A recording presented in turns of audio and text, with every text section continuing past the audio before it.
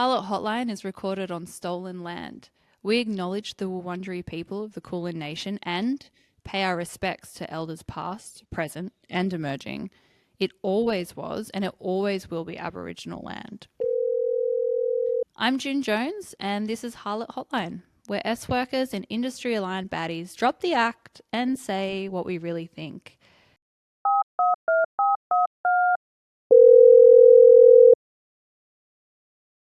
And I'm here so happily to introduce my next guest, Rita Therese. She is a writer, artist, and S worker who tells the truth even when it's messy, painful, or so unhinged that it makes you scream laugh. She's the kind of voice that makes you feel seen, gutted, and held all at once. We met a few years back now, bonding over cursed club shifts. And a shared weakness for Coles cookies and obsessively analyzing everyone's star signs and mental health issues. Please welcome my beautiful angel friend Rita. How are we? Oh, that is such a lovely introduction. Honestly, I love it. And I actually forgot about that, but I remember now. We used to always get those double chocolate chip Coles cookies at work. Yeah, they were like my lifesaver. You know, those like 14-hour shifts, they were the only thing. And I think a friend of mine actually said, she was like, yeah, you can tell June's mental health state by the amount of cookies she brings in. I'm like, Jesus Christ, that's Yeah, grim. because we were just trying to have enough sugar to get us through those like nightmare fucking never-ending shifts. The never-ending men's gallery shift was crazy, but yeah, I do remember that now, and it was such a nice experience. I think meeting you at men's gallery because I hadn't stripped in so long, and I was like, right, well, I'm back at it, and I remember walking in and just we automatically you're like, oh, we follow each other, and I was like, thank fuck. And we got to it was great. And I was like, oh my God, I'm like 30 years old. I don't know how to make friends at a strip club anymore. And I didn't need to because it was just easy. You made it so much easier I for feel me. like it's funny how in those like spaces in the back room, you just sometimes just grab. I feel like the older you get, the more you just gravitate to the same type of vibe, like the same energy, and you just kind of automatically look for that comfortability. Yes, agreed. And I think as well, like when we were working together at men's gallery, I kind of realized how important it is when you are in those spaces to not be around the chaos. And I think it's not something you kind of figure out until you're older.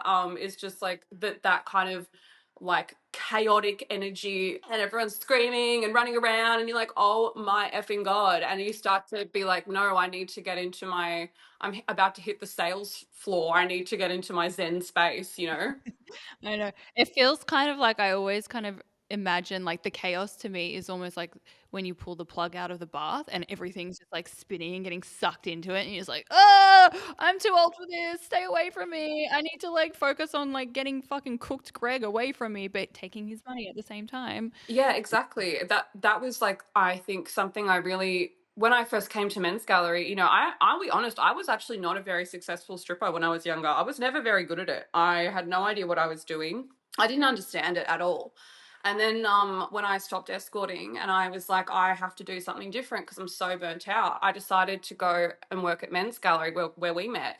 And I think it was a great experience for a couple of reasons. The first being that I think, sex work is very insular when you're just escorting.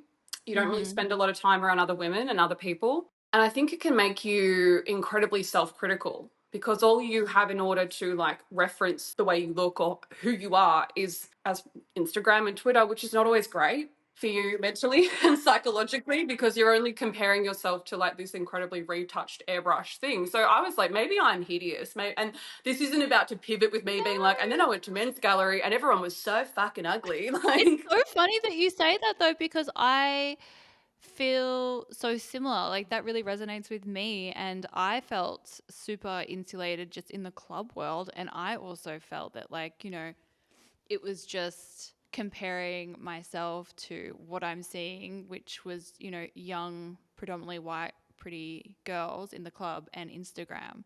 So yeah. it's interesting that you feel that kind of like intensity in like the escort world when you're kind of just on your own, but it's also Yeah. felt within like a club when you're around multiple Well, workers. the thing was, is it wasn't quite like that for me, but I understand what you're saying too. For me, it was more like I got to men's gallery, and I think being surrounded by all of these like really fucking stunning women. Like, let's not lie. Like, men's gallery has a lot of very beautiful women working there, and I'm like, fuck.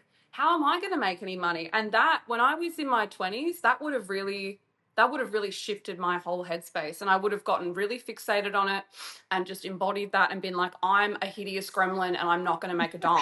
No, but yes, yeah, I hear you. Yeah, and I had this real come to Jesus moment at Men's Gallery when I was working there and I was getting dancers, and I'm like, you know what? All of this shit for the last 10 years that I've been thinking and feeling is fucking insanity. Like, I have lost so much money and so much time spending it thinking I'm some hideous fucking freak that no one would ever want to give a dollar to. And here I am at this incredibly busy, incredibly packed club full of like hot 19-year-olds, and I'm making money, and I'm actually making good money. You know, how often have I gotten in my own way and spent all these years nitpicking myself? And it really wasn't until I went to Men's Gallery and I realized, and look, obviously, you know, I know I'm not ugly now, but I'm not a fucking Playboy model, you know? And like, I disagree, but I hear you. thank you. I know my strengths, you know, and I think that like looking back on that, and I'm sure other people can relate, when you go and do something like that, you're like, oh, all of these years I've wasted underselling myself and not pushing myself. And I don't know, it was like such a weird moment for me. And it was like in that moment, all of the jealousy and all of the fucking bitterness and all of the weird fucked up feelings I'd had for all these years, they just went away.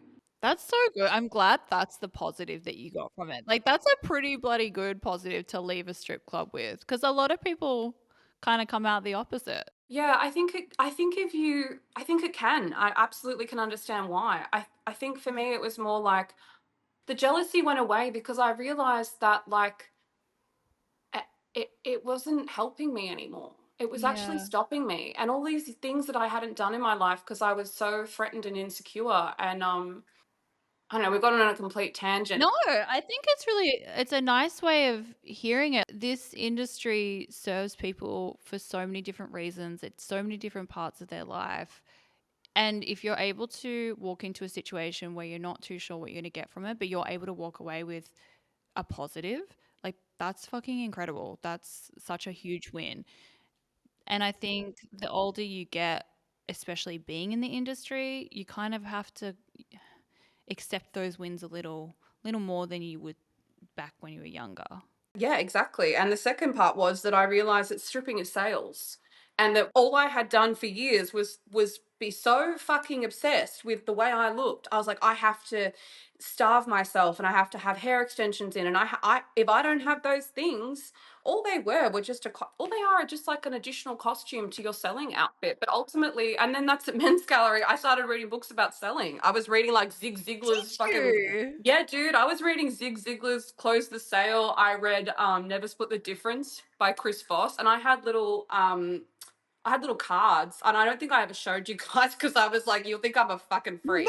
I love that. I'm all about like, hey, if that's what's going to help you make more money in the night, why wouldn't you? Like everyone learns differently, everyone absorbs stuff differently. Like get it.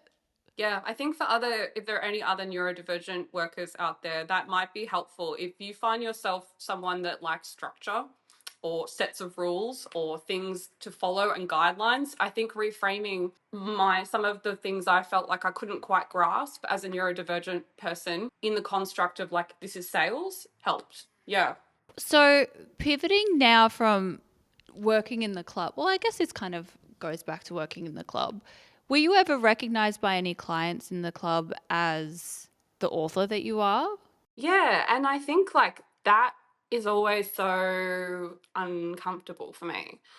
You know, I never really wrote my book that book wasn't for clients, and I had done, you know, it's like when you talk about these things, you're like, I gotta go. I'm like, let's wind back the clock. I'm like, to explain, I feel like Dan Carlin in Hardcore Histories, where he's like, if I'm going to talk about the Mayans sacrificing people, then we're going to need to go back to this random battle in Persia. And I'm like, that's exactly what we're about to do. Yeah, look, they do recognize me, and it's not because I ever wanted the two worlds to meet. So Mm. when I got my book deal with Allen and Unwin, the overarching idea was that I wanted separation from the two because I think it's incredibly hard as a worker in public spaces. In fact, I would say it's nearly impossible to toe that knife edge between giving an honest and true recollection of your experience without alienating your target demographic, which in my case were escorting clients. And at the same time, I also didn't want to alienate my peers by writing this kind of bullshit fucking happy hooker narrative. But I didn't want to sever my ability to earn money. And I think that that is this constant tension that you exist in it as a public face out sex worker. Yeah, So when yeah, it's I hear fucking that. really hard. And a lot of the critique I see lobbed at younger OnlyFans girls who have large social media followings, I'm kind of like, shut the fuck up to the people that are like, what the fuck would you know? How do you know how fucking hard it is to talk about your work and your life? Yeah, because it's the lines are so big, they become so blurred, and it's like which part is you, which part is the worker, which part is this person trying to sell this idea or like, monetize off it. And like it's okay to blend them all. If that's what works for you, that's fine. But for the people like I resonate with what you're saying. I wanted things super separate for myself as well. And it's very hard because you kind of like pulled in all these directions but you still want to like respect your community and do them you don't want to do a disservice to them, but you don't want to do a disservice to yourself and your story and your narrative. Yeah, it's very complicated. It is. It's extremely complicated to do both. And that's when I was mentioning the OnlyFans and the TikTok girls. It's more like I get upset and angry watching people that are not in the sex industry, or sometimes, our own industry itself. I'm 30 years old now. I don't give a fuck. Put me on the cross and fucking crucify me. Some of you guys can be fucking assholes. You can be real little shits. Yeah, yeah, I hear that. Hey, we're all multifaceted, and sometimes that comes with being an asshole. And some people can be assholes, and I think like it's really hard to get up there. And I have so much I admire and respect these younger workers who are like, I'm out and I'm proud. They are towing an extremely delicate line, and I don't think until you've sat in that position and you've had to know, how do I say things to the camera without throwing everyone under the fucking bus, which is what they want you to do. That's the end goal, is for you to go, I'm not like those other girls. How do I do that? How do I stay true to my own story? How do I not center my own bullshit? And also, on top of that, how do I keep people subscribing or coming to book me without being like, this is a tragic figure whose life has been marred by misery and sadness and pain? I think I'll go stick my penis in something else, thank you. Yeah, You know. or like, just fetishize, like want to know more juicy details about your Yeah, personal life. So yeah. how did you navigate that in real life, like in a club setting to escort setting, two very different settings. I feel like in a club you could potentially walk away, hide from them, whatever, but if you're booked, you're Mm, booked. exactly. How would you deal with that? In 2025, no one would book me and have the balls to say to my face, oh, I read your book. Because they know that I would turn around and be like, oh, what part did you like the most? The rape, the dead siblings? Is that why you've decided to come and have a booking with me, you fucking weirdo? But if That I costs extra. Yeah, but back then, when 2017, 2018, and when did it come out? 2020. I was a lot younger and I didn't have those same Mm. boundaries. But ultimately, and this is, I got on a tangent and I didn't mention this, it wasn't my decision to have my worker persona, who was called Gia, the OG Gia. Um, that was never my goal, to bring those two personas together, Rita and Gia. I actually spent quite a lot of time and energy going through, when my book was due to come out, in 2020, the months before in 2019, I had done a huge amount of digital footprint clearing. I had gone face in as Gia, blurred my face. And would you believe it, after all this hard work and all this time and energy, that the press release that they did for my book just put the two together? Wow. Yeah. Did they consult you on that at all, or? You know what? They probably sent me an email. I remember getting an email from the PR person with the press release, and I probably skim read it, and I just Fair didn't enough. see the two together. And then by the time I realized, it was too late. And it's like, oh, great. So now, in it, for the rest of my days on this fucking earth, those two names are linked. I can't escape them. And I think, what a perfect metaphor for like being a sex worker anyway. There is no escape. You can't remove stigma. You Yeah. can't wash it off yourself. You are your worker persona. Like, that is a part of you forever. Whether we want to erase it or not, it will forever follow you. And I think it's Exactly. just different for people that are a bit more in the public persona. How are you feeling about that now? How do you feel about the perception of the public towards Rita? So I wrote my book in 2020. And as we know, then the fucking world just was like, well, turns out there's this little thing called COVID. And it was devastating. It was really devastating. I can't express to people enough how much that devastated me. And I think only other sex workers or people who live in the margins will understand that for me, it felt like that was my ticket out. I was going to have this glittering fucking literary career. I was going to go overseas. I'm a born hustler. I was ready to take my book and do what I could and just make it fucking sing. And I lived in Melbourne, as did you, which was the most lockdown city in the history of the COVID pandemic.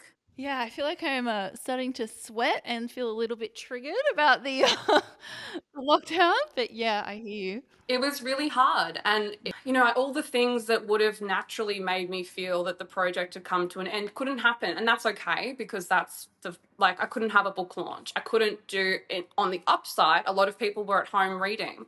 The problem is at the same time as this is all happening, I can no longer do in-person sex work. So all of my ability to earn money has just been taken from me. My ability to promote my book the way I wanted to and to have a normal, semi-normal experience is gone. And I also now have to go back to sex work face out, getting my fucking pussy and my asshole out on OnlyFans. And let me tell you so badly want this moment of like, I'm a successful writer. I'm doing this thing. I've shown all of my peers, and I'm saying we can fucking smash these glass ceilings. We can get to the next level. We're allowed to. And I think that was my headspace at the time, when you're younger and you're a bit more fucking starry eyed. And now I'm just like, that was always probably the way it was going to go. Yeah, I mean, I definitely think that it is like a blessing and a curse to be that naive and just be like, yes, this is the ticket out. I'm doing this. Not that you necessarily need a ticket out. Yeah. To have it taken away, or to have the idea of that kind of escapism or like enjoying something outside of the industries is taken from you without your choice. It sucks. It's hard. It's a very hard thing to work through. It is, and that's sort of what I think now I've come to. And at the time, I didn't want to say this to anybody, because I'm like, I don't want to sound ungrateful, which is all that word, ungrateful, ungrateful. It wasn't like I didn't write a book. It wasn't like it didn't sell very well and make them a lot of money. So it's a two-way street. It's reciprocal. But I think what happened is that devastated me to the point where I wanted to sever any cords that remained to my dream of writing. I felt ashamed of my book. I didn't think it was very good. You felt ashamed of your I book. did. I thought it was a piece of shit, and I could not see the forest through the trees. How soon after you released did you start feeling that? I would say probably within a week, because I had to go to therapy. This is the point of what this is where the story's headed. I had run on this hamster wheel for so many years. I did the things I was supposed to do. I wrote the book, and then it didn't go the way I wanted it to, and I internalized that. And it was probably good, because I wasn't doing great mentally. A person who's mentally stable does not sit on Goodreads at 2 a.m.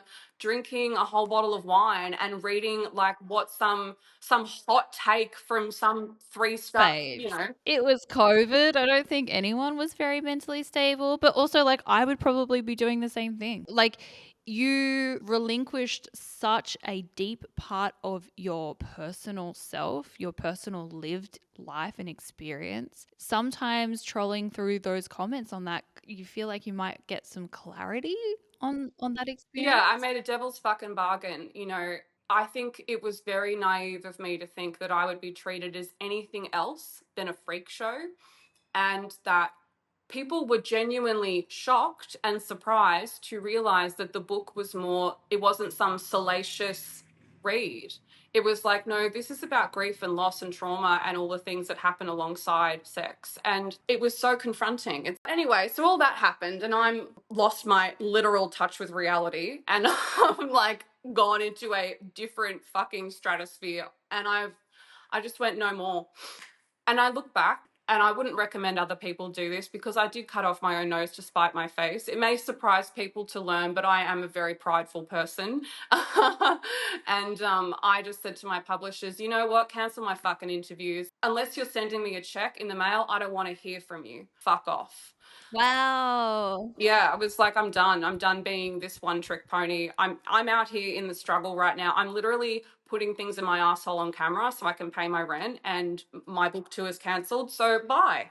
I've never heard a more sex worker kind of quote right there.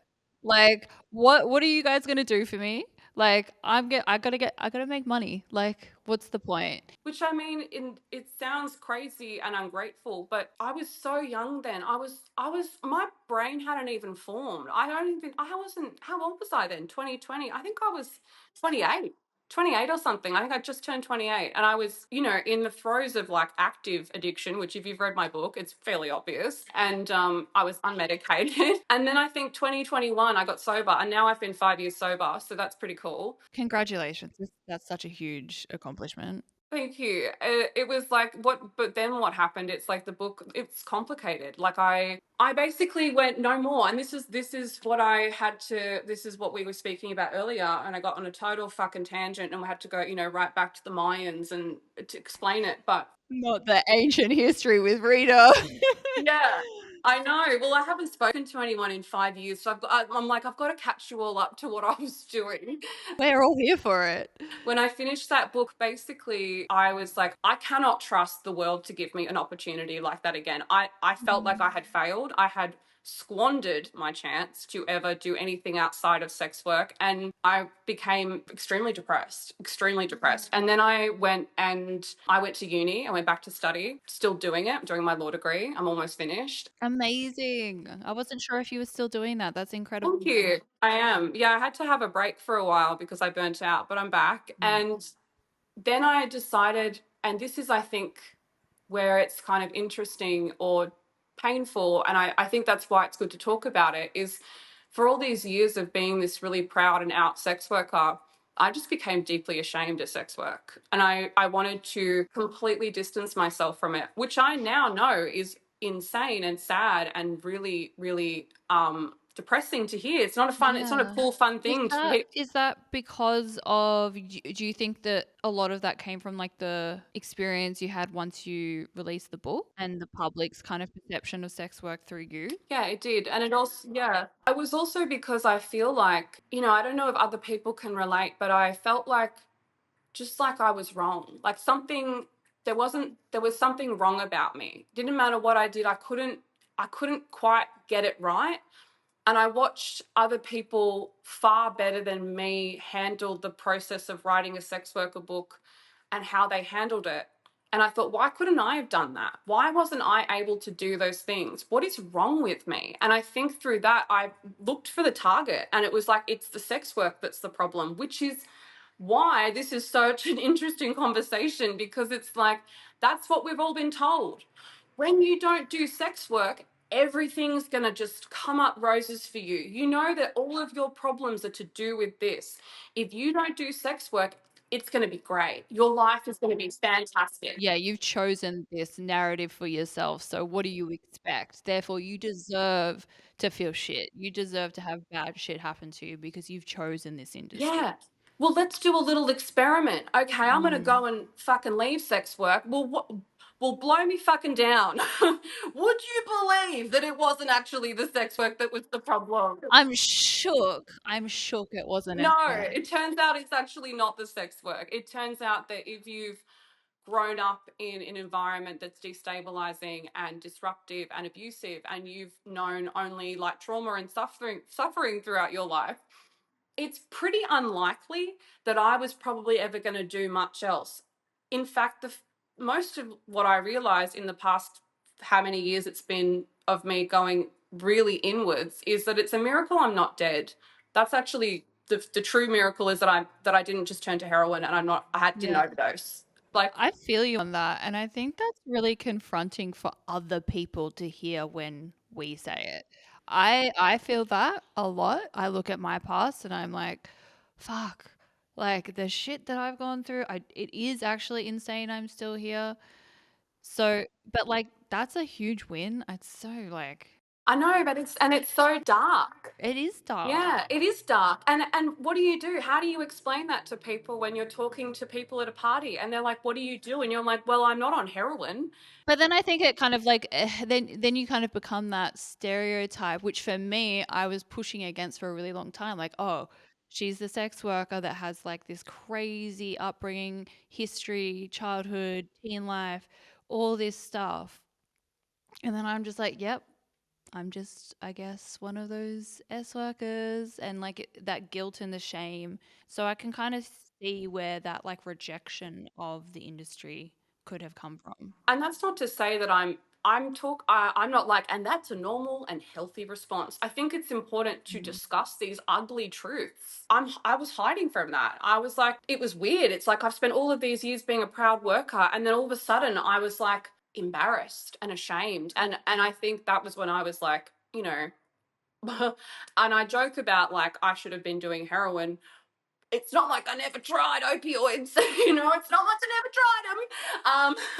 It's not like they weren't singing their siren song, but I was like, I have to keep going. And then I know if I do that, that I'm out. I'll be like, bye. So I think like after the book, I tried to do all the normal things. I bought my apartment and I left escorting, but then I came back, of course.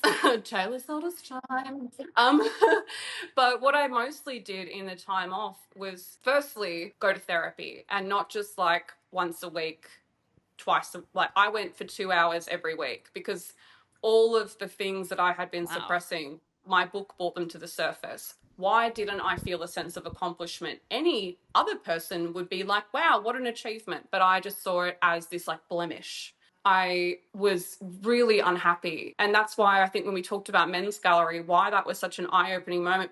Men's Gallery alone is probably not going to give most anyone some kind of come to Jesus, I am beautiful moment. It's, but I think for me, it was a testament to how well my therapy had worked, where instead of just internalizing it and making my life more challenging, I was like, oh, actually, I think I might need to, this is a schema. So do you think after kind of leaving the industry for a little bit, having a positive experience in the club industry, did that help kind of change your view of the book? And is that when you kind of wanted to start creating more again? Yeah, coming back to the club, I can't describe to everyone how isolated and weird I was out of my own choosing. The first time I remember when you opened the store and I came to it, and I was the first time I think I'd been around other workers outside of work. And I remember getting in the car after and crying, because I was like, I have felt so lonely. Like I've been so alone for so long. And like my friend she wrote a book and then she died, and then I didn't have her anymore. I didn't have, and I was like, is this it? Is it all roads lead to just fucking drug addiction or death? Like, Mm. is there any fucking hope? And then you come into a community space and you're around your peers and people you've known for years, and suddenly I was like, it doesn't fucking matter Yeah. that some dipshit with half a fucking literature degree, whose life has been nothing but, mum and dad sent them to uni and they really love fucking Jane Austen or whatever. I don't give a fuck about your hot fucking take on my Goodreads, you absolute fucking Loser. Why don't you write a book? And also, you're like, what fucking male has the right to talk about not just a book, but somebody, a woman's lived experience as a worker? Fuck off. We don't need it. Oh no, men's hot takes are like a dime a dozen. You know, it's like of course Mm. they're going to say something stupid and pig-headed. It's like the sky's blue, like it's just another day. What I think shocked me more, and I think this is maybe my own naivety, especially because as a rule, and I would say I'm not great at a lot of things. I'm blunt and abrasive and rude, and I'm pig-headed, and I can be very selfish. But I do like women, and I genuinely have always liked other women. It was really shocking to me to realize outside of this little safe world of sex work, which has its ups and downs, don't get me wrong, but for the most part, I feel like we're pretty good with each other.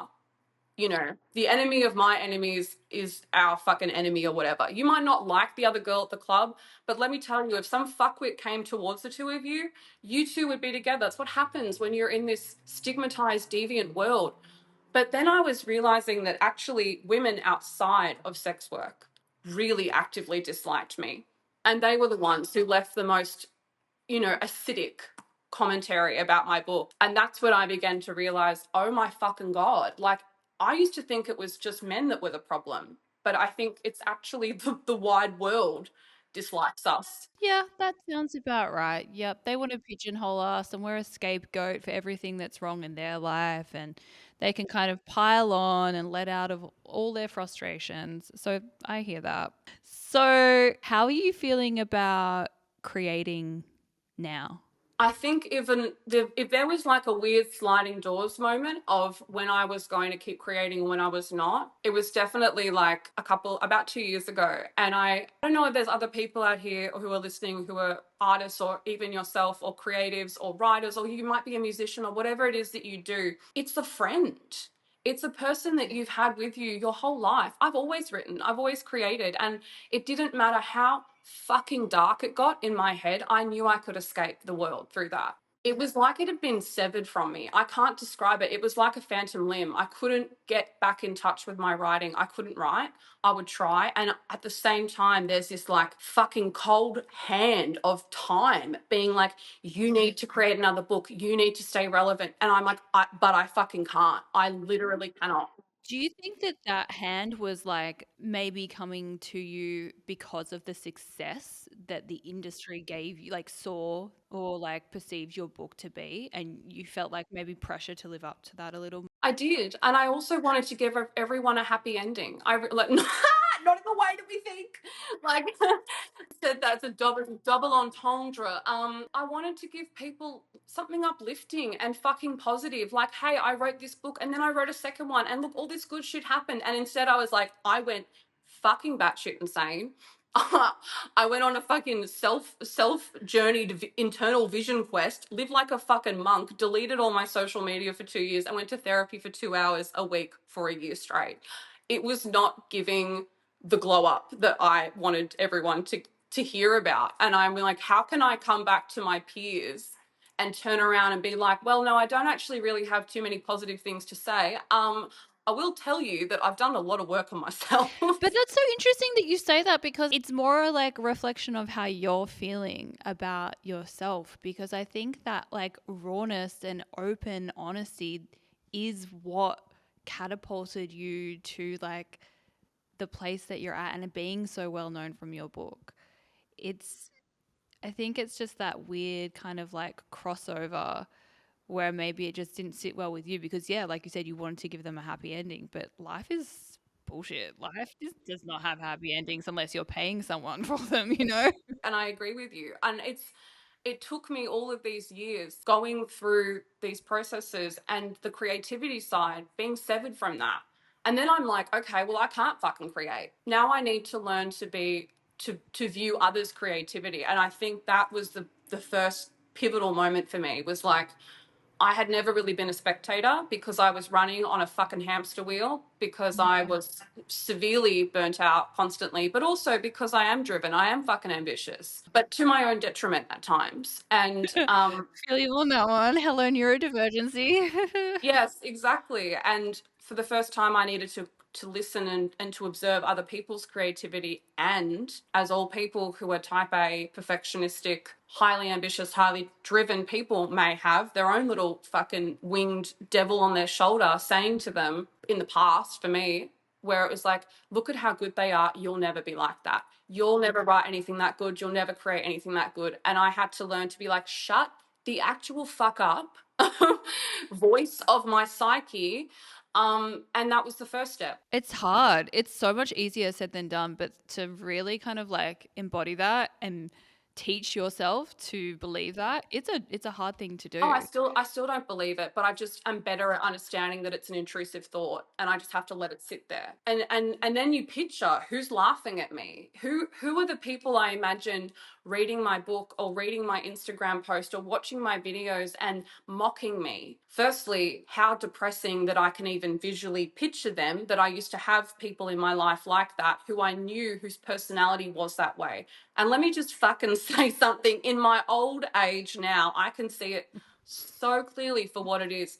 If you're the kind of girl that gets her fucking Instagram out and sits there and mocks other people who are trying to push towards something bigger and better for themselves, like that's what you do with your fucking spare time, I'm so sorry that you don't have the stones to go and chase a dream of your own. But maybe don't make it everyone else's fucking problem.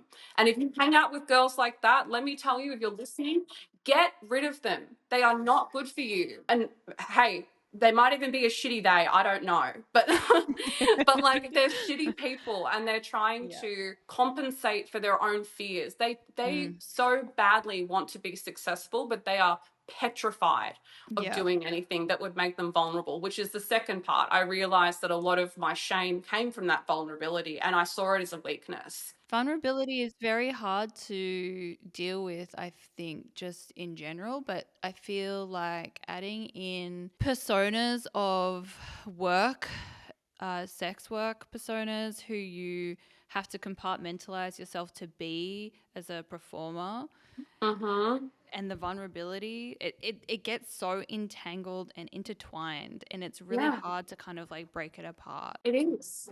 Yeah. I had no idea who I was outside Mm. of being Rita Therese, this like sex worker writer. I could not have given you, and I now know because I've been, like I said, with myself and my own thoughts completely alone with them, dealing with them and being okay with them for the Mm. last couple of years. I now know who I am, but I didn't. And I also I was a baby, like you, I was a baby when I Yeah. joined the industry at 18. And Yeah. what you try, I had created this persona and I did not know who I was outside of it. Yeah. And like, even releasing the book and not having a firm grip on your self identity, but more of a firm grip on your worker identity, I could see how that completely threw spanners into the works. Yeah. And it's not to say like now I know we're talking about this now in the past tense, and I understand it is quite heavy. And I think maybe because I've sat with it for so long, I'm like, la, la, la. But I think I'm going to put out a reference which people who really like Kylie Minogue might understand. Sorry, our queen Kylie Minogue. I feel like we bonded over this at like 5 a.m. one morning. I just want to say I don't think I'm fucking Kylie Minogue. Okay, I do not think that I am some global superstar. I'm just giving people a frame of reference. In 1996, she did Impossible Princess, which was a really fucking great album, and it was really strange and different from anything else that she'd done. She's like, I'm fucking sick of the locomotion, and it was like edgy and avant-garde, and she was dating some, I don't remember off the top of my head, but like a really cool like techno producer from fucking France. God, she's so fucking iconic. I love her so She's much. so fucking iconic. And that album was panned. Everyone Yeah. hated it in Australia. And she was, I imagine, probably felt pretty shit because it was a labor of love. It was deeply personal. It was actually Kylie Minogue's most personal album.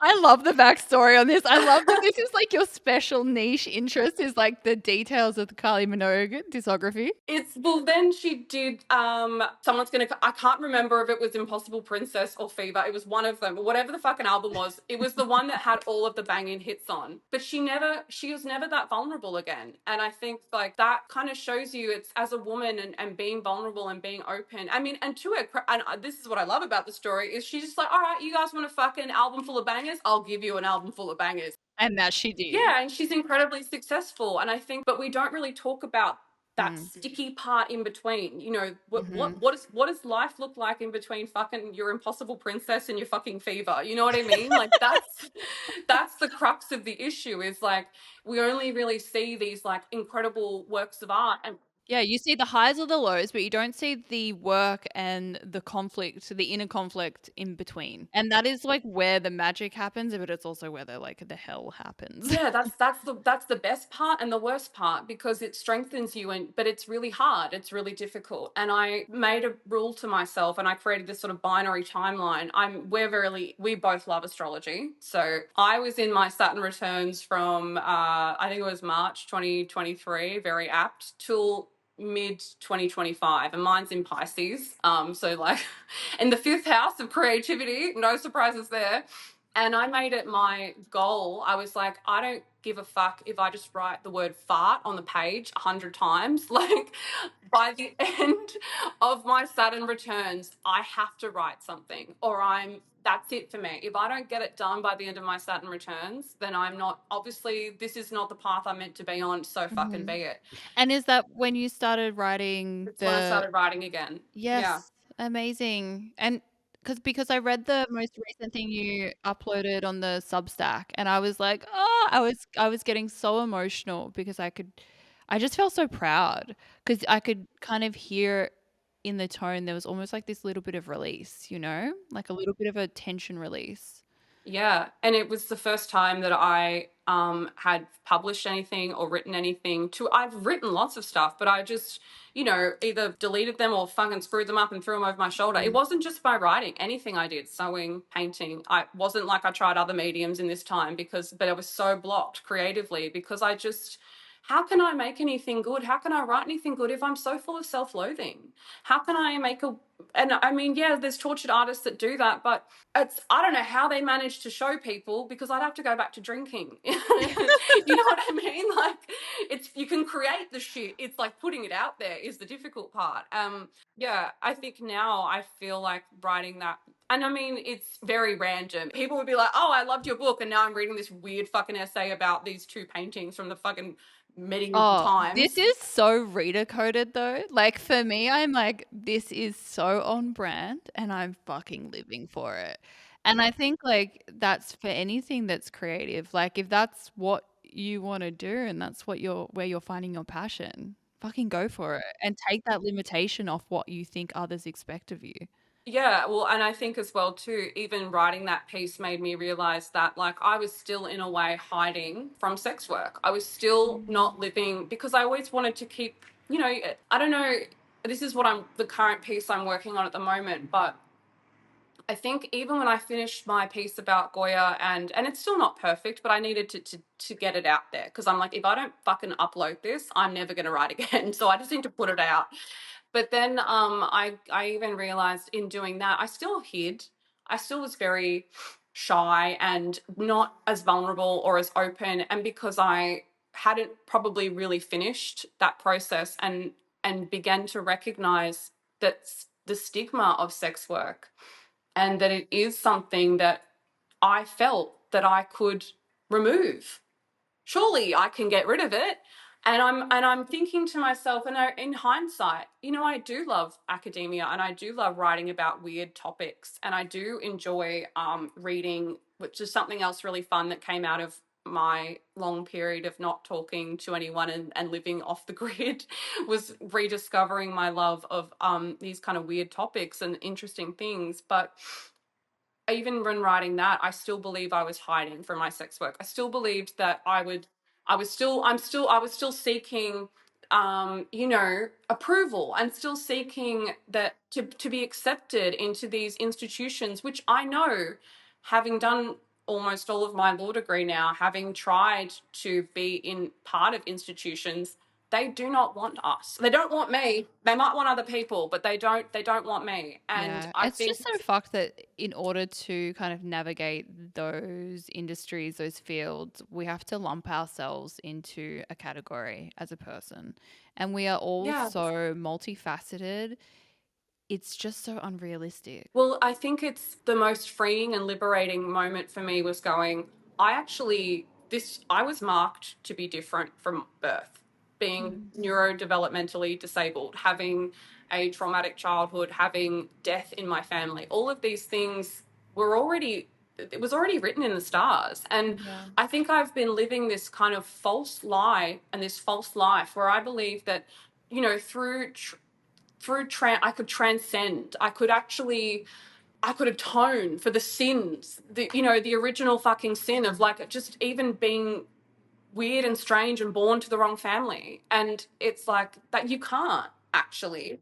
And there's no fucking point in spending your life ashamed of who you are. I can't describe it better than that. And I realized the futility and the utter waste of fucking time it was to not share my things about my writing and to not do any of the things I wanted to do, because I had this like little sliver of hope. I'm like, well, what if this happens? And it already did. The HR person at the law firm already found that you used to be a sex worker, and guess what? You didn't get the job.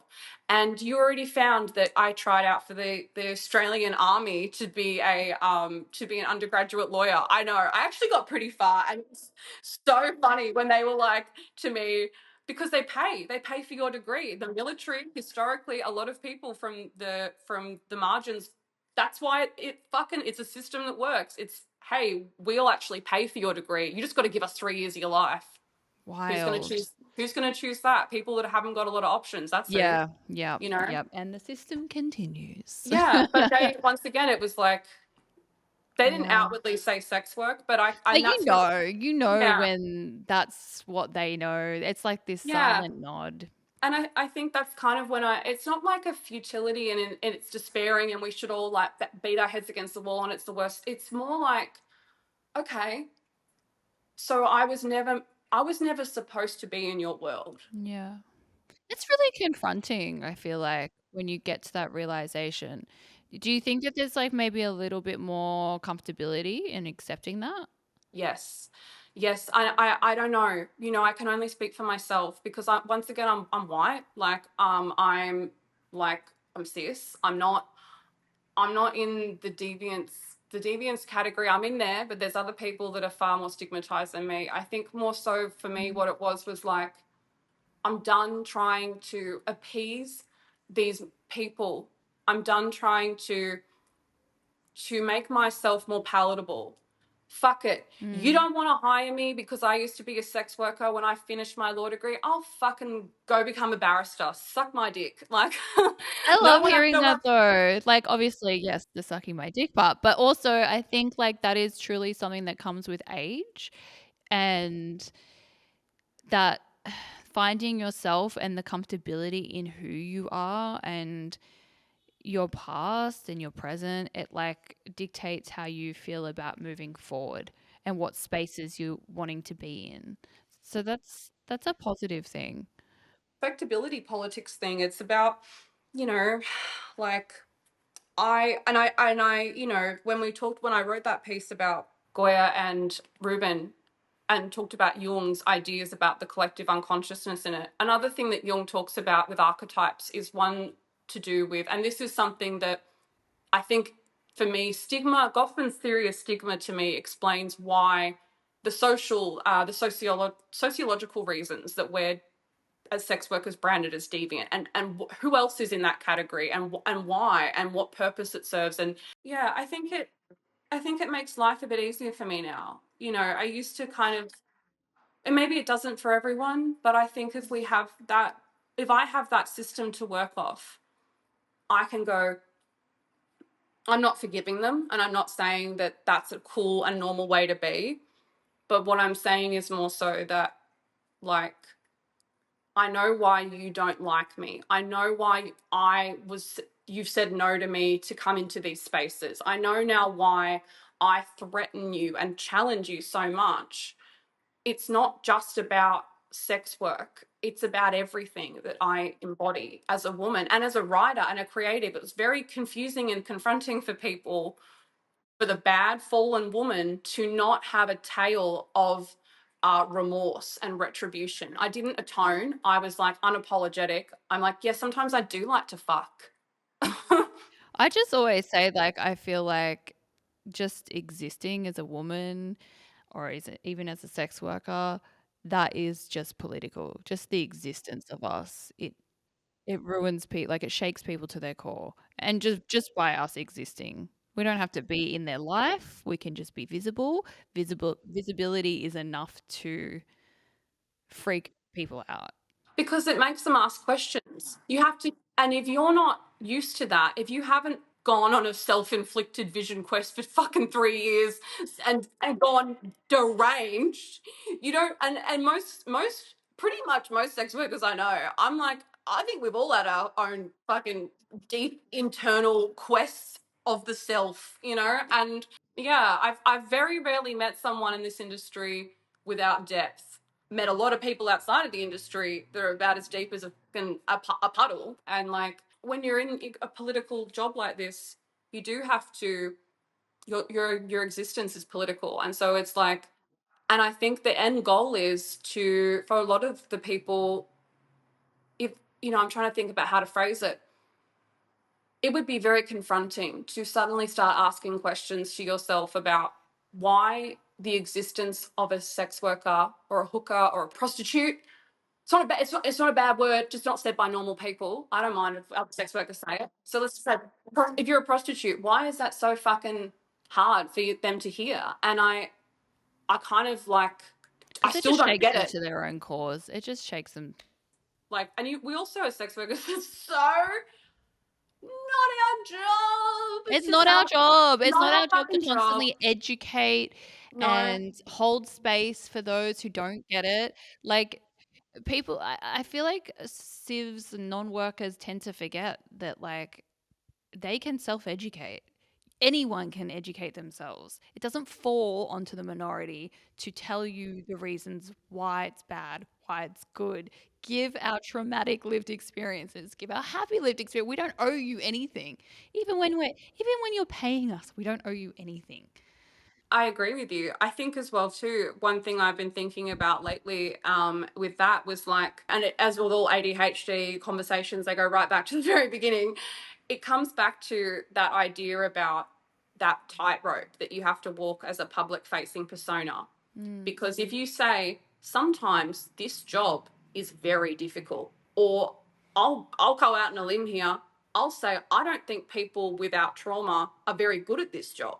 I don't think people who haven't grown up in environments that where they're always on a fucking knife's edge have the street smarts or the wherewithal to survive a year or a decade in sex work. So you have a lot of That's an people. interesting take. I wonder what the people will I respond mean, I think to. I'm one of them. I don't think I could have done, I don't think I'd be a very good sex worker. If you've grown up in an environment where you're always having to sense what the sound of a handle turning means, or what the sound of someone's footsteps mean, how to embreed those invisible signals. How to quickly read the room and pick up on those energies where you need to figure out where the closest exit is. What's my backup plan? Exactly. And how do I down regulate someone without them even realizing it? All of these survival skills, these are things that you grow up with if you've grown up with trauma. And this is the really difficult part, because then how you can't say that in a public forum, because, well, maybe blah, blah, blah, blah, blah, you shouldn't be doing sex work then, blah, blah, blah. And it's like, oh my fucking god, what do you mean? They're like, oh, we need to eradicate sex work, we can't have it. And it's like, no, that's not the answer. The answer is, I don't know what the fucking answer is, but the answer sure as shit ain't that. There's never, but that's the thing. I think people keep looking to us as if we all have this one collective answer. One answer is not going to fit hundreds, millions, thousands of people. with different experiences, different reasons why they're working. Like, we do not have one answer. We have like a collective idea of like, we want to be treated like human beings with human rights. But like, fuck, life is not black and white. No, it's not. And there are lots of different voices and different people in sex work. And I think that that is another thing as well with my book. And when I was thinking about why I was so weird and so shy and so strange about it, was that like it suits the powers that be. It suits the normals, the world at large, for us to feel that we are in a state of scarcity as sex workers, and that there's only, you got to toe the fucking party line, and maybe we'll let you into our club. And there's only one opportunity a year. It's like fucking Charlie and the Chocolate Factory and the golden fucking ticket. And that it's like there's a universal raffle. And that's how I interpret it. Was like, one of you people can like wave your hand in the air and we're gonna pluck you out from the dirt of sex work, and you get to go. And we, as at least for me as a sex worker, I felt like that very few opportunities were ever going to come my way.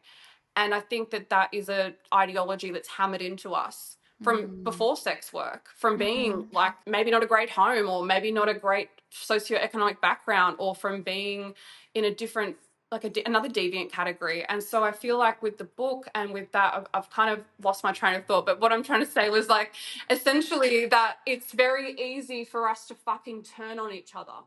It's really easy because we're like, and I'm sure maybe people thought, what the fuck is she doing? Why is she squandering this opportunity? And that's what I would be thinking. I was like, why? You got the golden ticket, you got the raffle ticket, you should be doing more, and it's this panic of like, oh my God, I'm fucking this up. I fucked it up. And because it suits not to get a fucking tinfoil hat. It suits the powers that be. It suits the powerful institutions that we should all feel in a constant state of scarcity and fear and panic. Yeah, and it makes us then hostile to one another. And we're like, well, you're fucking this up for us. You're fucking this up. You didn't play respectability politics with these politicians. You didn't do this. You're fucking it up. There's only so many chances we're going to get. It's like, that's what they want us to think you know?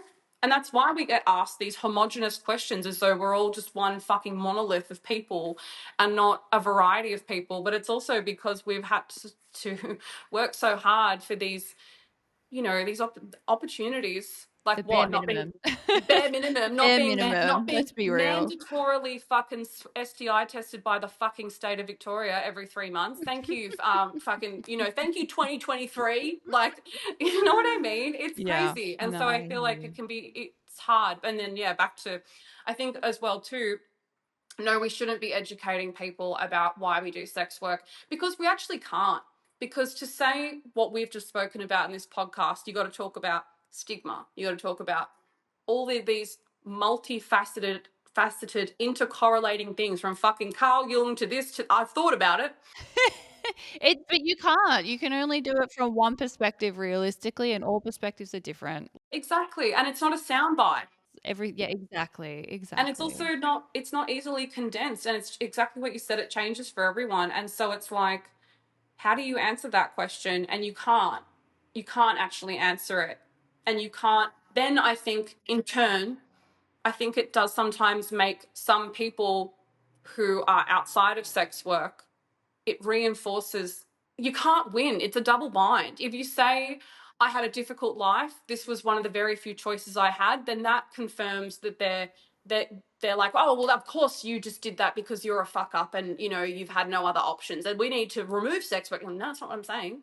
But then if you're really like, I fucking love it, woo, like, which you have to say, But that's the other end of the spectrum, and then it's like, "What's which wrong I with you?" understand too, because those girls are also just trying to get their bag. They're just trying to make fucking ends meet. It's hard. You can't win. Everyone's just really at this point, I feel like everyone's just trying to make it work for Yeah. them in the best way that they can and make money. And I hope that with this podcast that we can shed some light on how multifaceted we all are, and we don't all have the same experiences. We don't have all the same answers. We don't have the same stories. We don't have the same beliefs. There's so many differences, but that's kind of what unites Yeah. us is the I mean, but differences. it's insane that we even have to say that. I It's know. like Isn't I it want to just insane let it. just to ask for like basic Yeah, understanding? it's like yeah, of course, individuals would all have differing perspectives, and it's like what you don't, Mhm. and it's like if we have like unifying principles, loose unifying principles, treat us with dignity, respect us, but we're Well, all different politically, or we're different thinkers, you know.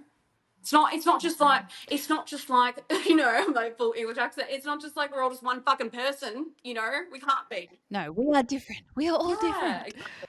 All right. So, before we go, what's something that you value now that you didn't value at the start of your A career? sense of self. Find who you are outside of Mm. sex work and nourish that person, because like you know you can always throw on a new wig and get a new name. You know what I mean? You can't really do that with Yeah. with who you are internally. Yeah. No, that's beautiful. I like that. What do you want your impact on the industry I to don't be, really. if at Well, I all? mean, I think that that would be veering towards like grandiose delusion of me to be like, my impact will be felt. No, I think it's more like I would. I don't think I'll have an impact. I think more so, I hope I've made other people feel seen. That's all I cared about when I wrote my book. I just wanted other workers to feel like I did okay. Didn't have to write fucking War and Peace, but I wanted them to feel like I didn't stitch everyone up and I didn't fuck them all over, and that some of them even liked it. That was my end goal. I really do think that that goal was Thank you. achieved from an outside perspective. Um, what's a myth that you'd like to break about leaving the industry? Um, I honestly, I'm a lifer. I am. I'm a lifer. I'm here for good, guys, and I'm okay with that. I actually think that we need to celebrate. I don't know that more. I love that. No, I fully agree. I don't think we talk enough about people that are in the industry that are happy just being. Just being in the industry. Not everything has to have an out. You don't have to have an exit plan. If you're happy and you see longevity, it is there. It's available. Yeah, it's also okay if you fucking hate it and you don't have an exit plan.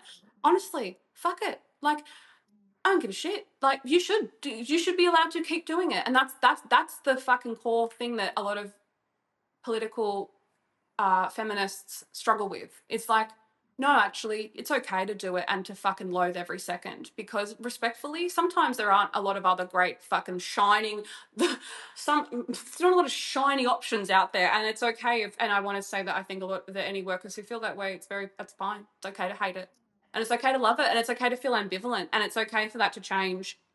Yeah, absolutely. Like take the pressure off of yourself and just exist.